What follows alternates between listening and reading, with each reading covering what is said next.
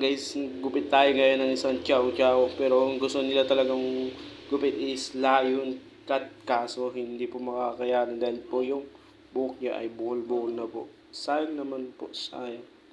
Mas maganda alagaan yan.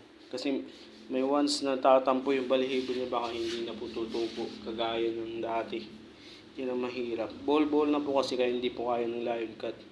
Kahit summer cut, hindi po kakayanin. Kaya ginawahan ko na lang po ng paraan, ginawa kong chemical po para kahit papaano, hindi po kasi papantay yung balihibo niya kapag kalbo talaga.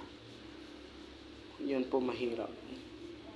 Yan guys, ito na po ang pag-uumpisa ng pagbablog or hindi ko alam anong gagawin.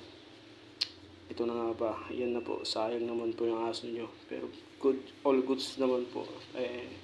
Pus naman.